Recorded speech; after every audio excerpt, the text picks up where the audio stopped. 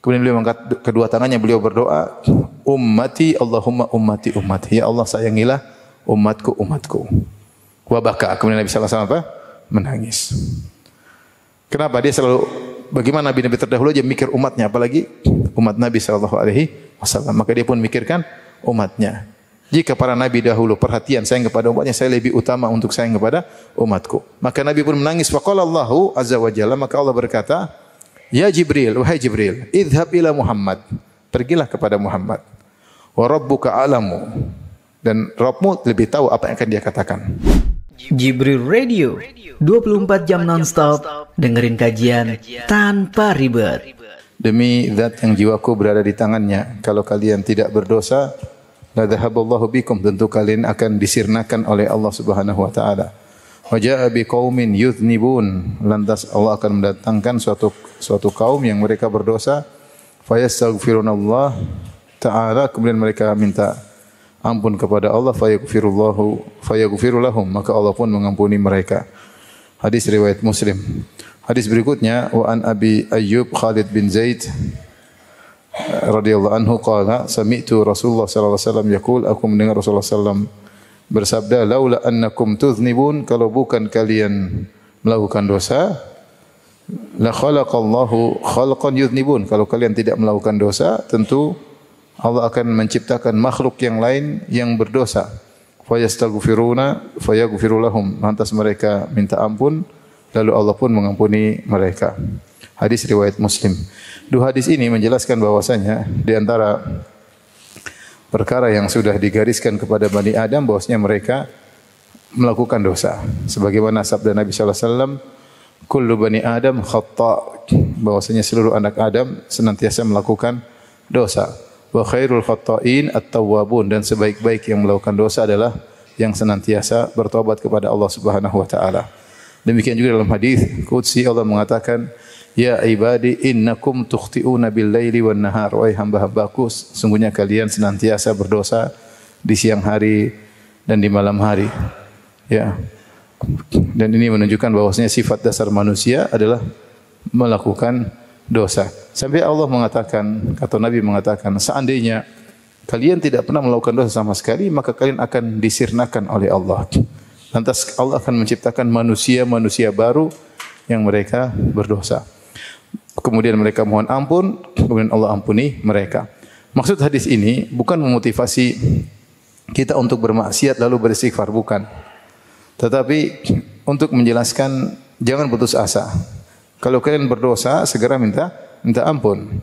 Karena kita jangan memandang hadis ini saja, tapi kita memandang hadis-hadis yang lain, ayat-ayat yang menyuruh kita untuk bertakwa banyak sekali. Untuk bertakwa, untuk meninggalkan kemaksiatan, ya, untuk takut kepada Allah Subhanahu wa taala. Namun bagaimanapun seorang sudah berusaha untuk bertakwa, dia pasti saja terjerumus dalam apa? Dosa. Kalau dia terjerumus dalam dosa, maka jangan dia putus asa. Sungguhnya Allah Maha Pengampun, dan di antara takdir Allah al-kauni, yaitu Allah berkehendak menciptakan hamba-hamba yang akan melakukan dosa, Hal ini disebut oleh para ulama hikmahnya karena Allah Subhanahu wa taala akan menampakkan sifat-sifat dan nama-namanya yang terindah. Di antara nama-nama Allah Subhanahu wa taala adalah Al-Ghafur, Ar-Rahim, Ar-Rahman, Al-Afu yang Maha mengampun, Al-Ghafur yang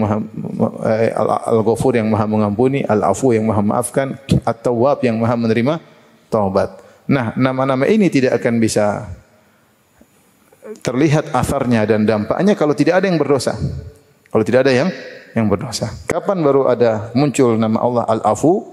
Kalau ada yang berdosa baru minta ampun. Kapan baru muncul terlihat dampak dari nama Al-Ghafur? Kalau ada yang berdosa kemudian minta ampun. Ya. Sebagaimana juga ada hamba-hamba Allah yang kemudian berdosa dan tidak minta ampun, sehingga mereka pun diadab oleh Allah Subhanahu wa taala. Maka nampaklah makna-makna dari nama-nama Allah seperti Al-Jabbar, Al-Qadir yang Maha Kuasa, ya, yang sangat luas, yang sangat kuat, Syadidul Iqab yang sangat kuat siksaannya. Maka ini sama seperti pembahasan kenapa Allah menciptakan iblis, ya. Para ulama membahas bahwasanya ada banyak hikmah di balik ciptaan iblis. Adapun hikmah yang sungguhnya hanya Allah yang tahu. La yus'alu amma yaf'alu wa hum yus'alun. Allah tidak ditanya tentang apa yang dilakukan, tapi mereka lah yang bakalan ditanya tentang perbuatan mereka. Tapi para ulama membahas bahwasanya di antara hikmah diciptakan iblis, tadi Allah menciptakan perkara-perkara yang kontradiktif. Ada surga, ada apa? Neraka. Kalau enggak ada iblis, enggak akan ada neraka. Kemudian akan muncul orang yang beriman, orang yang kafir. Kalau enggak ada iblis, enggak ada orang yang kafir. Dengan adanya orang beriman, orang kafir, maka ada dakwah, ada jihad. Kalau enggak ada iblis, ini semua selesai, enggak ada ceritanya. Kemudian dengan adanya iblis, ada Allah Maha Pengampun, ada juga Allah Syadidul Iqab. Kalau enggak ada iblis, enggak ada ampunan, enggak ada siksaan. Karena semuanya masuk apa? Surga. Dengan adanya iblis, maka ada Musa alaihissalam, ada Fir'aun. Ada Jibril, ada iblis. Ada Muhammad sallallahu alaihi wasallam, ada Abu Jahal, Abu Lahab, yang kontradiktif. Maka di balik penciptaan iblis banyak sekali hikmah-hikmah yang coba diungkapkan oleh para ulama, namun hikmah yang sungguhnya kita tidak tahu. Kalau ada yang bertanya, bisakah Allah menunjukkan sifat Maha Pengampunnya tanpa iblis? Maka itu adalah pertanyaan yang keliru. Sama seperti orang mengatakan, bisakah naik ke bawah? Enggak bisa. Namanya naik harus ke mana? Ke atas ya. Namanya naik harus ke atas. Bisakah kamu membuat segitiga yang bulat? Yang namanya segitiga tidak mungkin apa? Bulat. Ini pertanyaan yang keliru ya. Oleh karenanya tidaklah ada jalan untuk menunjukkan Allah Maha Pengampun, Allah Maha Penyayang kecuali dengan menciptakan apa? Iblis. Dan tidaklah nampak Allah Maha Pengampun, Allah Maha Penyayang, Allah menerima taubat kecuali ada yang bermaksiat. Maka dengan hikmah dan takdirnya Allah menciptakan hamba-hamba yang melakukan maksiat, kemudian mereka bertobat kepada Allah.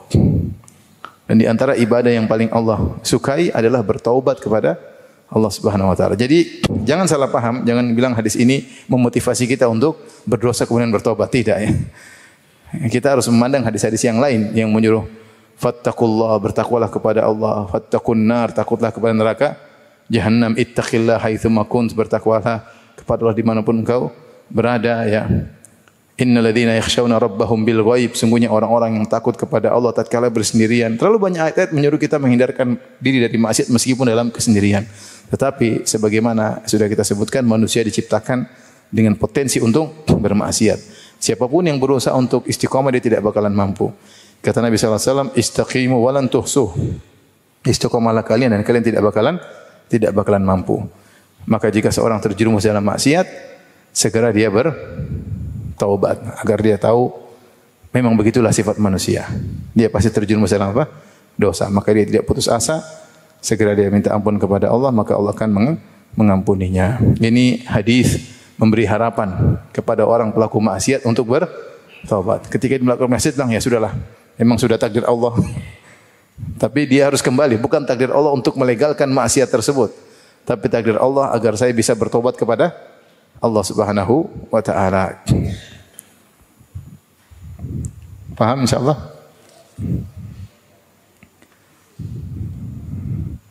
Kalau setan mati selesai, enggak ada dakwah, enggak ada pengajian di Baitur Rahman.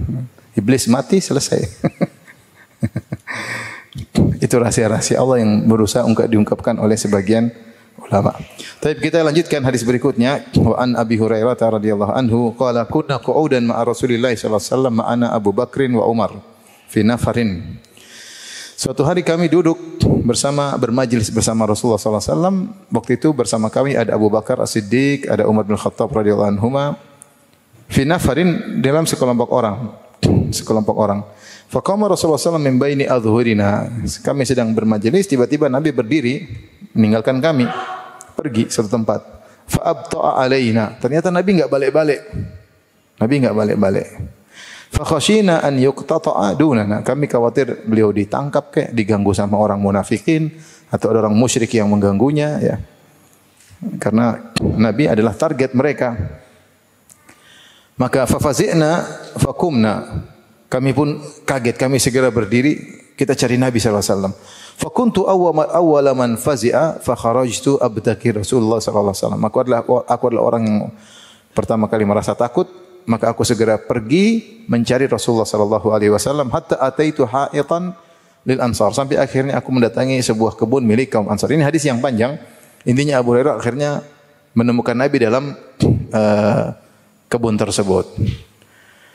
Faqala Rasulullah SAW, akhirnya Rasulullah SAW berkata kepada Abu Hurairah, idhab, pergilah engkau. Bahkan dalam sebagian riwayat, Rasulullah SAW suruh dia bawa sendal Nabi, bawa sendalku ini sebagai bukti. Idhab faman laqita wara'a hadzal ha'id, siapapun yang kau temui di balik kebun ini, yashhadu an la ilaha illallah, yang bersaksi la ilaha illallah, tidak ada yang berhak disembah kecuali Allah, mustaiqinan biha, dalam kondisi yakin dengan la ilaha illallah, qalbuhu, hatinya yakin, fabashirhu bil jannah, maka berilah kabar gembira kepadanya bahwa dia akan masuk surga. Hadis riwayat Muslim. Intinya hadis ini adalah hadis yang memberikan roja, harapan, karena Rasulullah SAW berkata, wahai Abu Hurairah, bawalah sendalku sebagai bukti engkau adalah utusanku. Siapa saja yang kau temui di balik kebun ini, katakanlah kepada dia kalau dia bersaksi kepada Allah la ilaha illallah dengan penuh keyakinan dari hatinya, tidak ada yang berhak disembah kecuali Allah, maka berilah kabar gembira kepadanya dengan apa? Surga. Maka tentunya hadis ini sangat memberi harapan. Orang kalau baca hadis ini, wah, insya Allah saya masuk surga. Kenapa saya percaya kok tidak ada yang berhak disembah kecuali Allah? Saya sangat yakin bahwasanya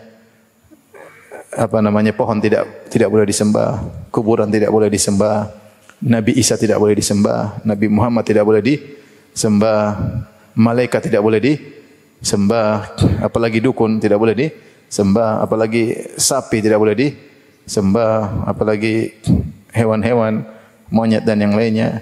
Kita yakin bahwasanya tidak ada yang berhak disembah kecuali siapa? Allah. Siapa yang yakin akan hal itu, maka berilah kabar gembira bahwasanya dia masuk apa? Surga. Maka ini hadis ini beri harapan enggak? Beri harapan. Kalau cuma lihat hadis ini tok, seakan-akan kita semua masuk apa? Surga. Tapi kalau lihat hadis-hadis yang lain, siapa yang melakukan dosa ini masuk neraka, siapa yang melakukan dosa ini masuk apa? Neraka. Siapa yang memutuskan silaturahmi tidak masuk surga, ya. Siapa yang menahan kucing sampai mati masuk neraka, siapa yang makan harta anak yatim masuk apa? Neraka, siapa yang berdosa bisa masuk neraka, siapa yang menggibah bisa masuk neraka. Ya. Artinya intinya ini namanya hadis apa? Harapan. Tapi hadis ini beri harapan bahwa siapa yang bertauhid dengan menjalankan konsekuensinya, maka niscaya dia akan masuk apa? Surga. Karena tauhid itu bukan hanya ucapan, tapi dengan keyakinan, dan keyakinan itu pasti membuahkan konsekuensi dari la ilaha illallah, yaitu bertakwa kepada Allah Subhanahu wa taala. Baik, hadis berikutnya wa an Abdullah bin Amr bin As. Maka kelanjutan hadis ini, akhirnya Abu Hurairah keluar bawa sendal Nabi, kemudian dia keluar. Pertama orang dia temui adalah Umar bin Khattab. Umar juga kan cari Nabi, tapi Abu Hurairah di luar. Akhirnya kata Umar, ada apa ini? Bawa apa sendal Nabi? Rasulullah suruh bilang begini. Maka Umar pun mendorong dada Abu Hurairah sampai Abu Hurairah terjatuh. Abu Hurairah balik kepada Nabi. Umar kejar Abu Hurairah sampai masuk kepada Nabi. Maka Umar bilang, ya Rasulullah, lebih baik tidak usah disampaikan kepada mereka, khawatir mereka bersandar dengan hadis ini dan tidak beramal. Akhirnya Rasulullah menyetujui Umar bin Khattab radhiyallahu anhu. Itu Umar khawatir orang-orang salah paham. Orang-orang salah paham dengan hadis ini. Yang penting sudah la ilaha illallah pasti masuk surga. Ya. Akhirnya Abu Hurairah tidak jadi mengabarkan kepada orang-orang di balik kebun tersebut. Karena Umar kasih masukan kepada Nabi SAW, ya Rasulullah, biarkanlah mereka. Kalau disampaikan hadis ini, mereka akan bersandar kepada la ilaha illallahnya dan akhirnya meninggalkan amal soleh. Ya. Nah ini isyarat dari Umar bahwasanya seorang ketika mendapati hadis-hadis yang seperti ini, jangan kemudian melalaikan hadis-hadis yang lain. Terlalu banyak hadis suruh beramal soleh, terlalu banyak hadis menyuruh untuk meninggalkan maksiat. Jangan sampai orang mengatakan yang penting saya la ilaha illallah, yang lainnya beres. Tidak. Kamu juga harus bertakwa kepada Allah. Dan contoh nyata para sahabat yang mereka la ilaha illallahnya mantap, mereka jauh sekali dari namanya maksiat. Jangan sampai ada orang banyak maksiat kemudian mengatakan la ilaha illallah saya mantap. Lah gimana? Enggak logis. Kalau kamu la ilaha illallahnya mantap, kamu harusnya jauh dari apa? Maksiat. Kalau kamu banyak maksiat berarti la ilaha illallahnya kurang mantap. Taib, hadis berikutnya an Abdullah bin Amr bin As radhiyallahu anhuma anna Nabi sallallahu alaihi wasallam tala qaulallahi azza wa jalla fi Ibrahim. Rasulullah sallam membaca firman Allah tentang Nabi Ibrahim. di mana Nabi Ibrahim berdoa berkata kepada Allah, Rabbi innahunna adlalna katsiran minan nas. Ya Rabbku, sungguhnya berhala-berhala tersebut menyesatkan banyak sekali manusia. Jadi zaman Nabi Ibrahim banyak berhala disembah. Faman tabi'ahu fa innahu minni. Siapa yang mengikutiku maka dia adalah bagian dariku. Wa man asani fa innaka ghafurur rahim. Siapa yang bermaksiat kepadaku sungguhnya Engkau Maha Pengampun lagi Maha Penyayang. Di sini Ibrahim alaihissalam dengan penuh kasih sayang kepada umatnya, dia mengatakan, ya Allah, sungguhnya berhala tersebut, berhala-berhala banyak menyesatkan manusia. Di antara mereka ada yang aku dakwahi, ada yang ikut aku. Maka siapa yang ikut aku, sungguh dia telah menjadi golonganku. Dan di antara mereka ada yang bermaksiat kepada aku. Tapi sungguhnya Engkau Maha Pengampun lagi Maha apa? Penyayang. Apa maksud Nabi Ibrahim mengatakan, siapa yang bermaksiat kepada aku, membangkang kepada aku, sungguhnya Engkau Maha Pengampun lagi Maha Penyayang. Ada yang mengatakan, ya Allah, siapa yang bermaksiat kepada aku selain syirik, maka ampunilah dia. Ada yang mengatakan, ya Allah, siapa yang maksiat kepada aku melakukan kesyirikan, maka berilah hidayah kepadanya agar bertobat dan ampuni apa? Dia. Maksud saya, Nabi Ibrahim di sini sayang kepada siapa? Umatnya. Sayang kepada umatnya. Maka lihat, Nabi Ibrahim alaihissalam ketika berdakwah diusir oleh kaumnya, dia sama sekali tidak berdoa agar Allah membinasakan kaumnya, enggak. Dia pergi-pergi aja. Dalam kondisi dia diusir, dalam kondisi dia tetap sayang kepada mereka. Ya. Dia ingin mereka dapat apa? Hidayah. Ini hatinya Nabi Ibrahim alaihissalam. Ya, makanya disebut Nabi Ibrahim adalah Halim. Halim yaitu hamba Allah yang sangat mudah memaafkan. Dia sabar, diganggu. Disebutkan dalam buku tafsir di antara makna Inna Ibrahim la halimun. Sungguhnya Ibrahim adalah hamba yang halim.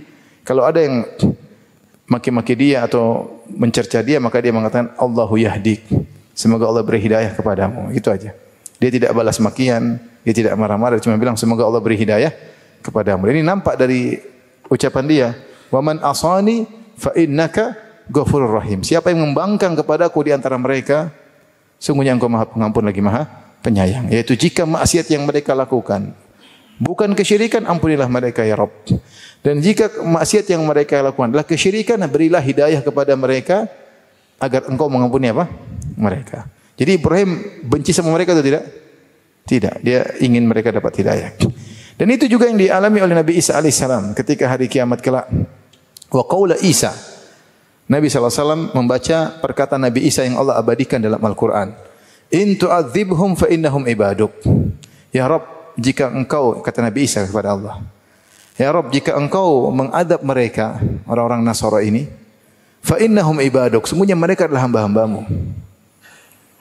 Wa in taghfir lahum, jika Kau ampuni mereka, orang-orang Nasara ini, fa innaka antal azizul hakim, sungguhnya Engkau adalah Maha Perkasa, lagi Maha bijaksana.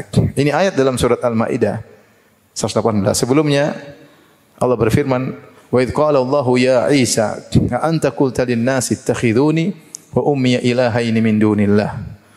Qala subhanaka ma yakunu li an aqula ma laysa li bihaq. In kuntu qultuhu faqad alimtah.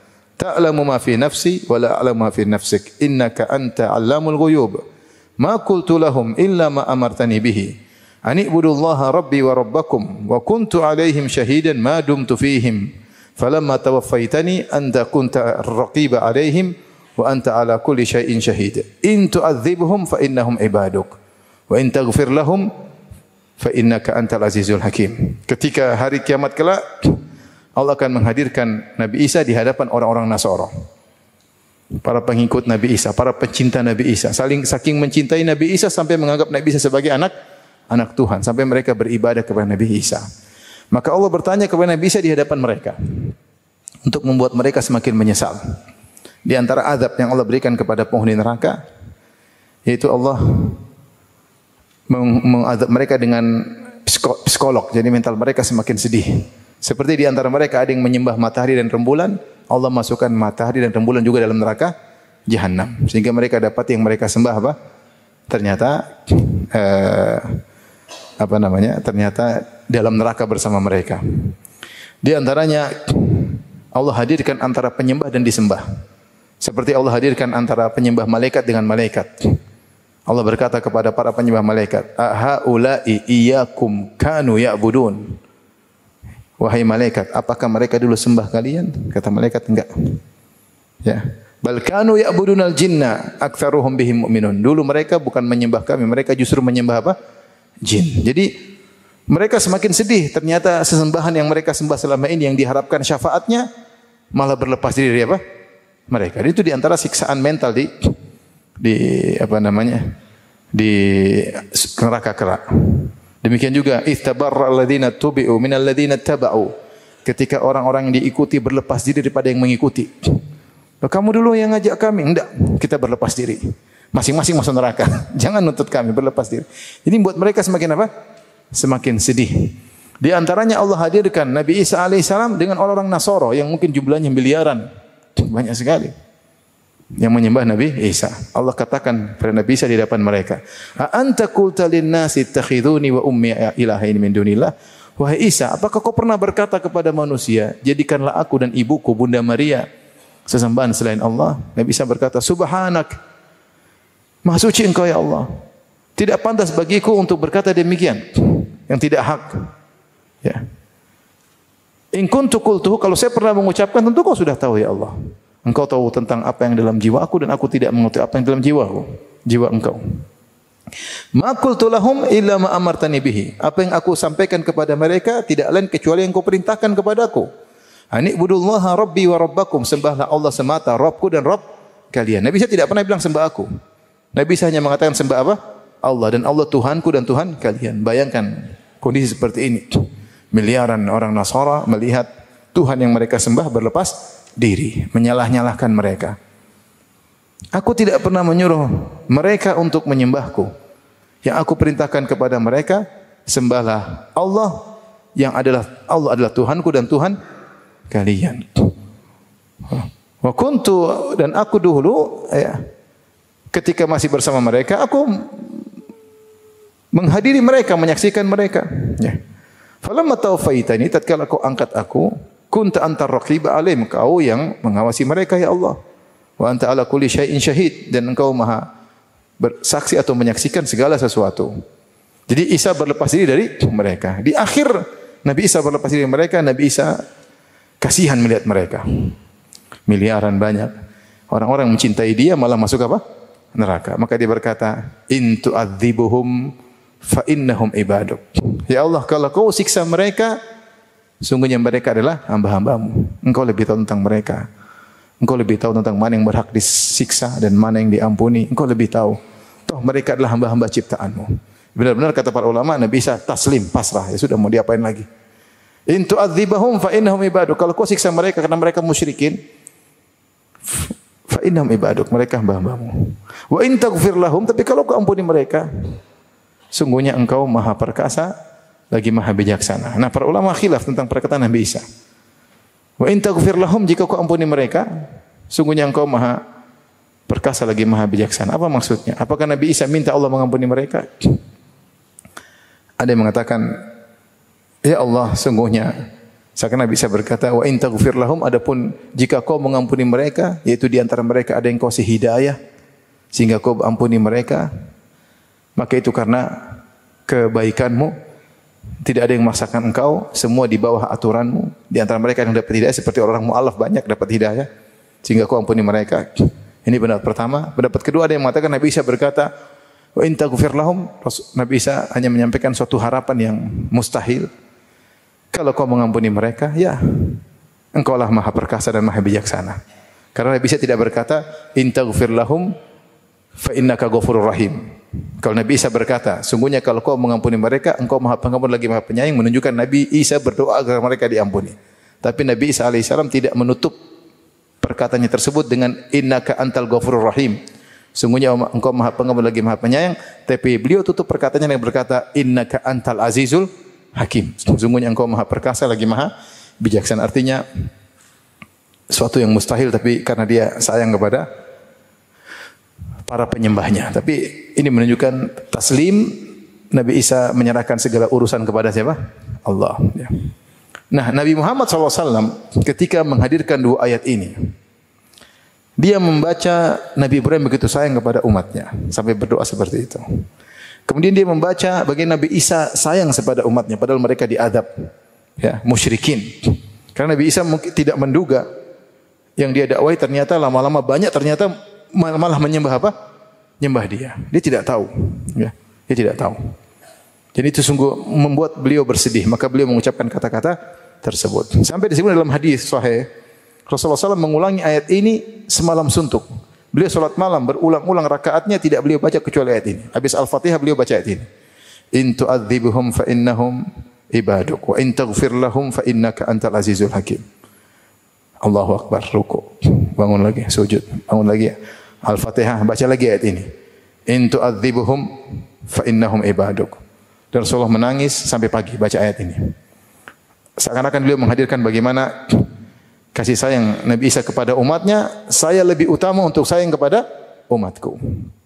Saya lebih utama untuk sayang kepada umatku. Maka setelah itu, farafa'a yadayhi, setelah membaca firman Allah tentang kisah Nabi Isa berkata kepada Allah dalam ayat surat Al-Maidah tersebut, in taghfir lahum fa innahum ibaduk, kalau kau in tu'adzibhum, kalau kau azab mereka, mereka itu hamba-hambamu, kau lebih tentang mereka.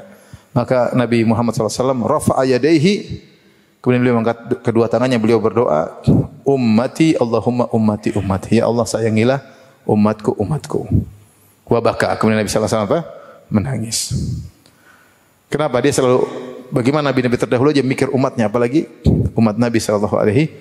Maka dia pun mikirkan umatnya. Jika para Nabi dahulu perhatian sayang kepada umatnya, saya lebih utama untuk sayang kepada umatku. Maka Nabi pun menangis. Faqala Allahu azza wa jalla, maka Allah berkata, ya Jibril, wahai Jibril, idhab ila Muhammad, pergilah kepada Muhammad. Wa rabbuka alamu, dan Rabbmu lebih tahu apa yang akan dia katakan. Fasalhu ma yubkik, tanya kepadanya apa yang buat kau menangis. Allah bukan tidak tahu, makanya Allah bilang sama Jibril, "Hai Jibril, tanya sama Muhammad. Saya tahu jawabannya, tapi tanya aja." Sekarang kan demikian ya. Rabbmu yaitu saya lebih tahu tentang apa yang akan dijawab, tapi tanyakan kepada dia. Apa yang buat engkau menangis, wahai Muhammad? Fa'atahu Jibril fa akhbarahu Rasulullah sallallahu alaihi wasallam. Maka Jibril pun datang bertanya kepada Nabi, maka Rasulullah sallam mengabarkan bima qala, apa yang Nabi ucapkan, wa huwa a'lamu, dan Allah lebih tahu. Faqala Allah Ta'ala, Allah pun mengatakan, ya Jibril, Allah panggil lagi Jibril, wahai Jibril, idhab ila Muhammad, sampaikan, pergilah ke Muhammad, faqul inna sanurdika fi ummatika wala nasu'uk. Sungguh kami akan membuat engkau ridha terkait dengan umatmu dan tidak akan mengecewakan engkau. Sungguh kami akan buat engkau ridha tentang umatmu dan tidak akan mengecewakan engkau, ya. Wala saufa yarda. Hadis ini seperti firman Allah apa? Wala saufa yarda. Dan sungguh Muhammad akan apa? Ridha. Makanya sebagian ulama mengartikan apa maksud Allah, kami akan buat engkau ridha terhadap umatmu. Kita tahu yang paling membuat Nabi gelisah kalau ada umatnya masuk apa? Neraka. Dan apa yang membuat ridha Nabi? Nabi ingin umatnya tidak masuk apa? Neraka. Dan Allah berjanji akan buat Nabi apa?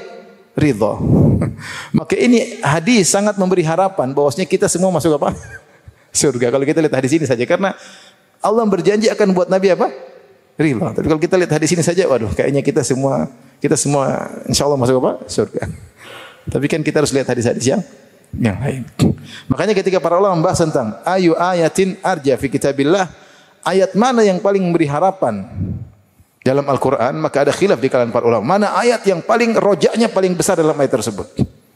Ada yang mengatakan ayat yang rojaknya paling besar adalah firman Allah, innallaha la yaghfiru wa qul li ibadi qul ya ibadiyalladzina asrafu ala anfusihim la taqnatu min rahmatillah. Katakan wahai hamba-hambaku yang berlebih-lebihan dalam maksiat, jangan putus asa rahmat Allah. Innallaha yaghfiru dzunuba jami'an. Sungguhnya Allah mengampuni seluruh apa? Dosa. Ini ayat paling beri harapan kepada umat Muhammad, kalau mereka melakukan maksiat, minta ampun, Allah akan apa? Ampuni. Ya. Ini ayat paling beri harapan. Ada yang mengatakan ayat yang paling memberi harapan adalah firman Allah Subhanahu wa taala, ya ayyuhalladzina amanu idza tadayantum bidainin ila ajalin musamman faktubuh. Di akhir ayat surat Al-Baqarah, Allah berbicara tentang masalah hutang piutang. Wahai orang-orang beriman, kalau kalian punya hutang piutang, maka catatlah. Ambillah saksi untuk beri catatan kepada hutang piutang tersebut. Itu ayat terpanjang dalam Al-Quran, ayat tentang hutang piutang. Menunjukkan apa? Allah perhatian sama hamba-hambanya, karena ini perkara yang disepelekan. Sampai Allah bahas tentang utang secara panjang apa?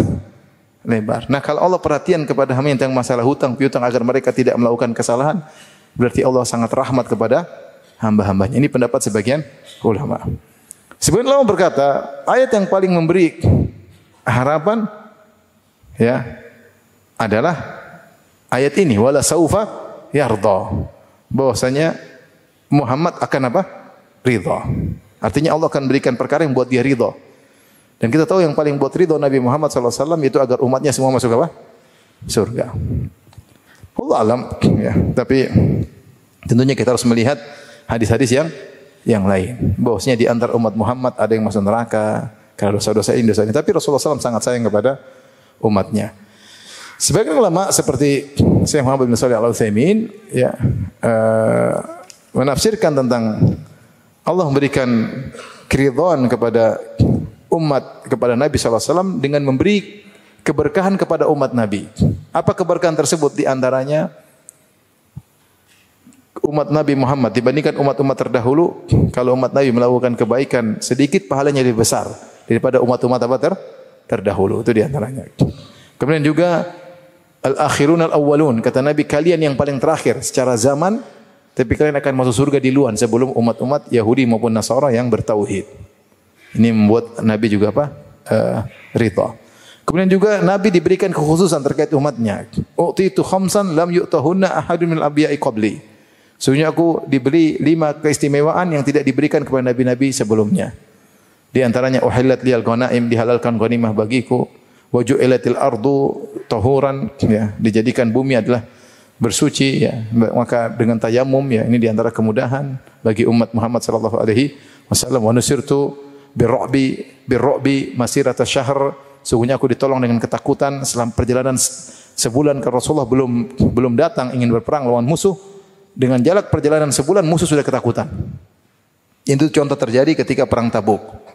Rasulullah SAW berjalan dari Madinah menuju ke Tabuk dengan kurang lebih 750 km membawa 32 pasukan. Padahal Romawi ketika itu mungkin pasukannya ratusan ribu.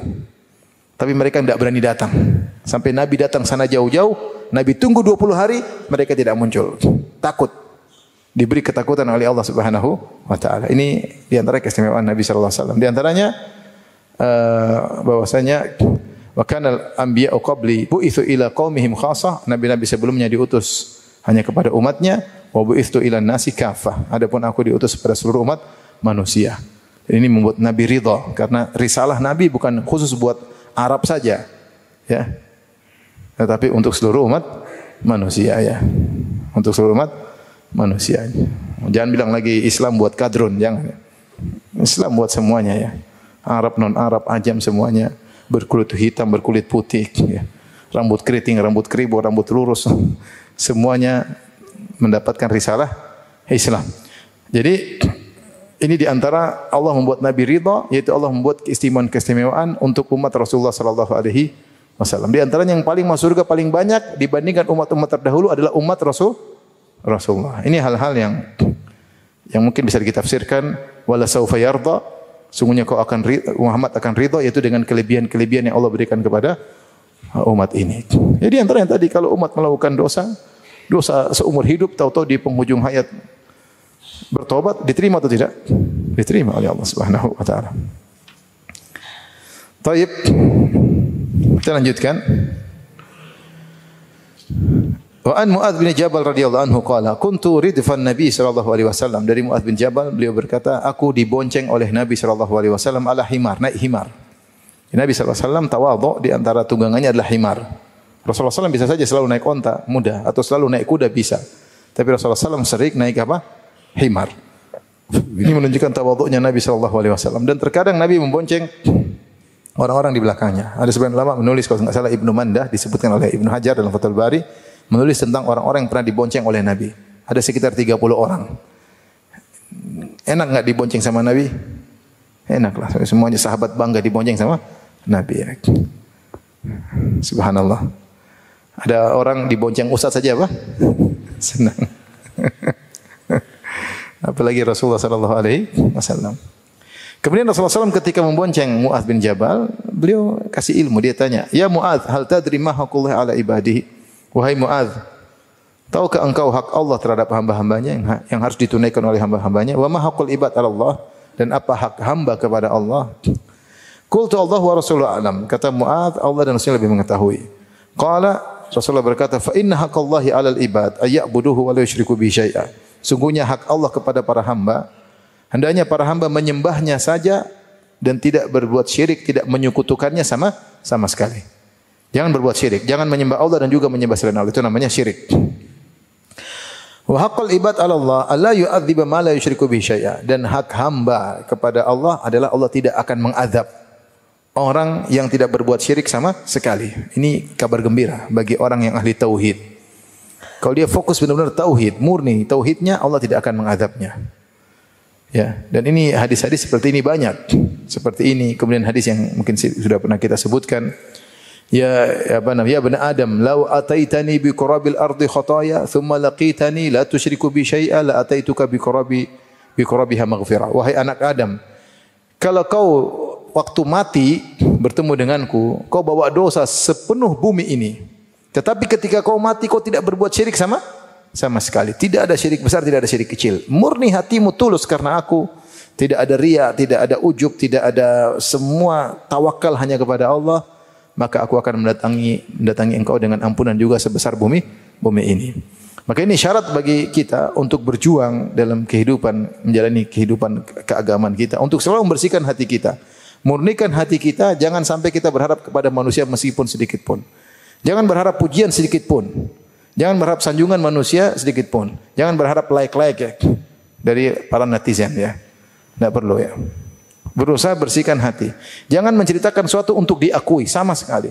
Karena itu adalah riya. Jangan ceritakan amal soleh untuk dianggap oleh orang lain. Berusaha menuju hal tersebut terus, dan ini perlu perjuangan. Berusaha tawakal hanya kepada pencipta sebab dan akibat. Semua yang di hadapan kita ini hanyalah sebab, belum tentu menimbulkan apa? Akibat. Itu perlu perjuangan. Sehingga ketika kita melakukan sesuatu, kita tawakal kepada Rabbul Alamin. Kita ikhtiar, tapi tawakal selalu kepada Allah. Kapan kita bersandar kepada sebab, maka tauhid kita tercoreng. Ini harus kita perjuangkan terus sampai kita meninggal dunia dalam kondisi hati seperti ini. Niscaya dosa-dosa akan diampuni. Bahkan dalam hadis ini disebutkan, Allah tidak akan mengazab orang yang tidak berbuat syirik sama sekali. Maka jangan percaya sama dukun, jangan percaya sama primbon, jangan percaya sama ramalan bintang, jangan percaya sama ramalan jari-jari, apalagi ramalan golongan darah.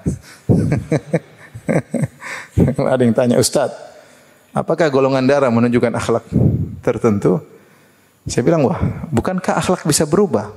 Tadinya pemarah jadi pemaaf, tadinya pelit jadi dermawan. Terus kalau dia berubah akhlaknya, golongan darahnya berubah enggak?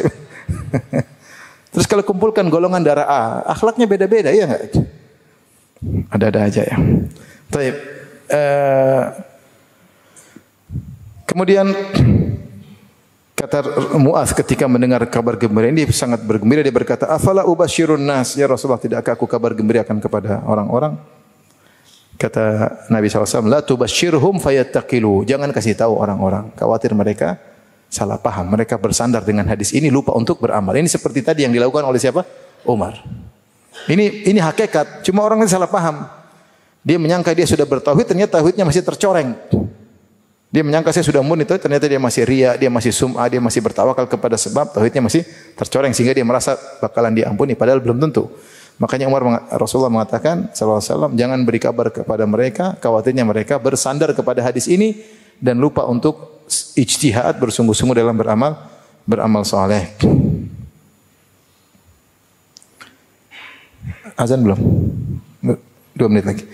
Wa anil Bara bin Azib radhiyallahu anhu, anin Nabi sallallahu alaihi wasallam qala, dari Nabi sallallahu alaihi wasallam beliau bersabda, "Al muslim idza su'ila fil qabri yashhadu an la ilaha illallah wa anna Muhammadan Rasulullah."